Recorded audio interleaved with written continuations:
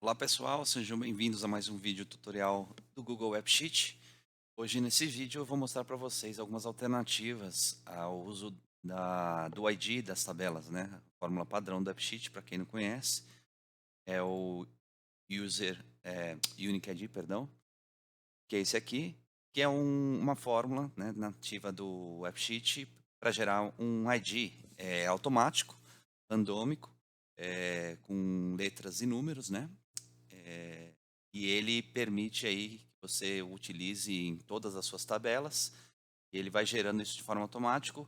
Eu particularmente sempre estou utilizando nos meus aplicativos, nas minhas arquiteturas, e funciona muito bem. Só que surgem aí muitas dúvidas em relação a outras possibilidades de uso, né, do ID. Existem outras formas, por exemplo, eu separei 3 tabelas aqui, tá. A primeira, ela tem o ID como número, tá. Se a gente for aqui na estrutura da tabela como número, ele tem uma fórmula inicial aqui para computar o ID de acordo com a contagem, né, que ele faz de itens que eu tenho dentro dessa tabela, mais um. Ou seja, eu tenho aqui 3 itens, se eu for lançar um quarto item, ele vai já associar o número 4 aqui. Vou colocar aqui como teste, salvo ele, e se eu for lançar o quinto, ele já traz aqui o ID número 5. Então, existe essa a forma aqui de fazer, esse lançamento, tá, sequencial de números, só que ele tem que ter um ponto de atenção, tá. No caso, eu estou com o mesmo aplicativo aqui no meu celular, eu sincronizando aqui o aplicativo, acabei de fazer essa modificação aí do número 4. E aí, no caso, eu vou, colocar o meu dispositivo aqui offline, tá?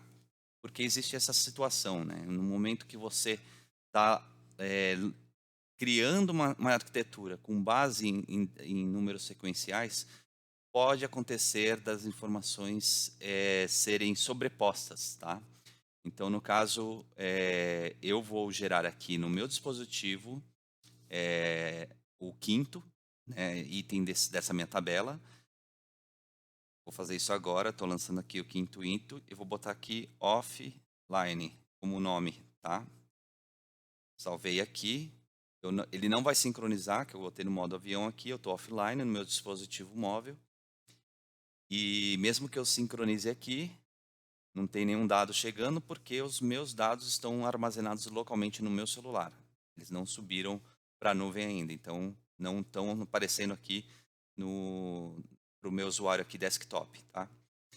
Então, se porventura eu venho aqui e lanço, né, um outro usuário, para usuários simultâneos trabalhando no mesmo aplicativo, e um está offline, e esse aqui do desktop está online, eu vou botar aqui online. É para ficar claro aqui o exercício, a prática da importância dessa arquitetura, né, como um ponto de atenção. Ele vai sincronizar, se a gente olhar aqui na nossa tabela número 1, ele vai aparecer aqui a informação online. Então ele já registrou, a informação já subiu, né? Eu sincronizei aqui no meu desktop, está online. E agora, no meu dispositivo, eu vou habilitar aqui novamente minha conexão. Deixa eu pegar aqui, só configurar aqui, tiver tudo certinho. Acessando aqui a minha rede, voltando para o meu aplicativo. E agora eu vou sincronizar de fato. Então notem, aqui na minha tabela, que ele está online, o quinto item. E no mesmo momento, né, que eu estava aqui offline, trabalhando como um usuário offline, o online foi lá e gerou o quinto item, só que eu também gerei o quinto item no meu dispositivo. E quando eu sincronizo ele, ele vai sobrepor, tanto que aqui apareceu, ó, offline. E o meu o usuário que está online, ele está aqui como online, mas obviamente se ele sincronizar as informações, elas vão ser sobrepostas pelo que eu fiz no meu dispositivo enquanto eu estava offline. Então esse é um ponto de atenção, tá? Quando você estiver utilizando essa arquitetura com números sequenciais, quando você tiver usuários simultâneos dentro do aplicativo e tiver essa funcionalidade do offline habilitada, pode ocorrer esse tipo de sobreposição. Então é sempre importante ter isso em mente para a construção dos seus aplicativos, tá? Então, de fato, aqui o meu dado offline do meu celular sobrepôs a informação do quinto item dessa tabela, tá?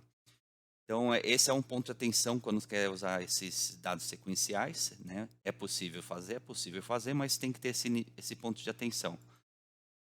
A tabela 2 aqui, ela está usando padrão, né? O Unique ID mesmo, né? Que eu já falei que é nativo do AppSheet, que funciona muito bem. E essa tabela 3 aqui, ela já traz um pouquinho diferente, mostrando as possibilidades. Existem outras possibilidades a gente está utilizando e criando o nosso próprio código. Pode ser, inclusive, até CPF, CNPJ da empresa, enfim, a gente consegue associar e criar diferentes IDs. Aqui, no caso, eu fiz uma brincadeira, né, no caso, usando fórmula aqui, que eu estou pegando a data, removendo as barras, né, da data, colocando um underline e contabilizando quantos itens eu tenho aí da minha tabela. Né? Uma espécie de código aqui gerada, só para ilustrar que são infinitas as possibilidades, né? Se a gente pensar, a gente está colocando aqui, concatenando colunas diferentes, envolvendo fórmulas para a criação do nosso ID.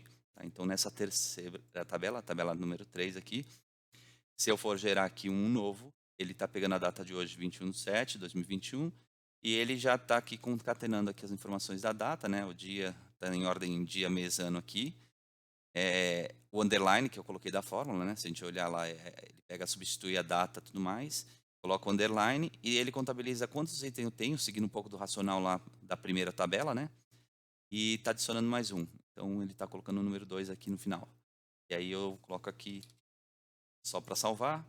Ficou teste, eu tenho aqui meus dois IDs aqui que são gerados, tá? Então eu posso gerar um terceiro, pode ser da mesma data, mas ele está colocando um terceiro, então ele vai aceitar. Tem que colocar aqui o teste, só para finalizar. Lembrando, né, que o AppSheet, ele sempre, para qualquer que seja a tabela, né, se o código já existe, ele aí é a importância do ID, né? Ele cria sempre um indivíduo único na nossa tabela. Então, para relacionamentos de tabelas, isso é muito importante. Tá? Se eu for gerar aqui, por exemplo, o código número 5 já está criado, teste, vou salvar aqui, ele já fala, ó, já existe, né? Então não permite eu lançar os dados, descartar aqui. Então é isso, pessoal. Nesse vídeo eu queria resumir aqui um pouco sobre essa criação do ID. Existem essas dúvidas às vezes e contemplei aqui nesse vídeo para deixar bem claro as possibilidades. E da minha recomendação, eu particularmente uso direto o Unique ID, funciona muito bem em termos de performance, em termos de conexão e relacionamento com as tabelas.